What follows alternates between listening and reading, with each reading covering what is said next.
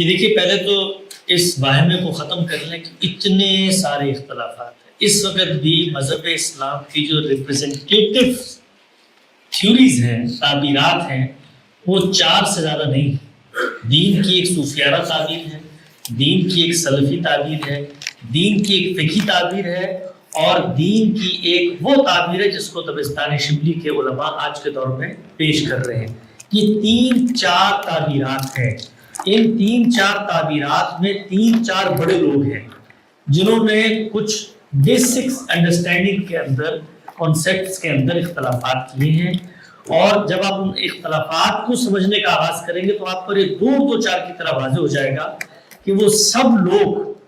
کسی نہ کسی پہلو سے اپنے کچھ نہ کچھ دلائل رکھتے ہیں۔ اور آپ نے پوچھا کہ آغاز کیسے ہوا، میں بہت ہی مختصر آپ کو بتا دیتا ہوں کہ جس وقت اللہ کے پیغمبر دنیا میں آنے کے بعد انہوں نے دی ایک کتاب، اس میں کوئی اختلاف نہیں ہے، ایک دی سنت، اس میں کوئی اختلاف نہیں ہے کہ یہ اللہ کی کتاب ہے، یہ اللہ کی سنت ہے۔ کتاب کو سمجھنے کا آغاز ہوا تو کتاب ایک زبان میں تھی، اس کو سمجھنے میں بعض لوگوں نے اختلاف کیا، اور اختلاف کی وجہ کیا بنی کہ بہت ساری ایسی چیزیں جو پیغمبر کے عمل سے ہسٹوریکلی آپ کے پاس آ رہی تھی، آپ کو ان کی اور قرآن مجید کی ریلیونس کو ثابت کرنا تھا، یعنی قرآن اور حدیث کے باہمی تعلق کو سمجھنا تھا۔ تو ہماری امت میں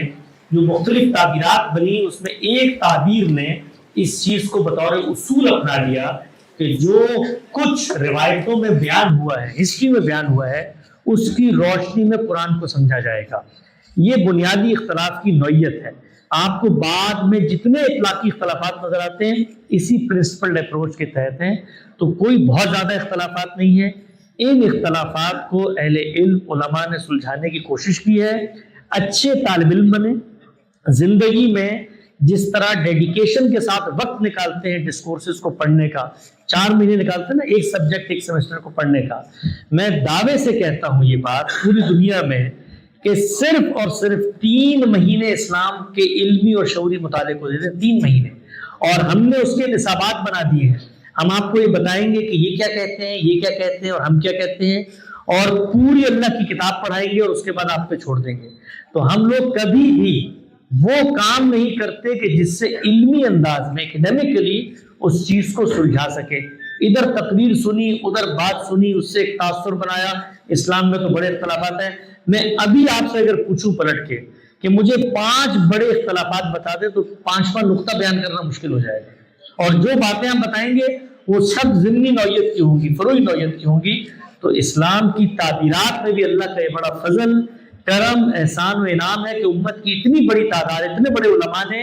دین پر غور و فکر کیا، وہ سب امت کے محسنین ہیں، اور ایک ایسی روایت وجود پذیر کی کہ جس میں پہلے بھی غور و فکر ہوا ہے، آج بھی غور و فکر ہو رہا ہے۔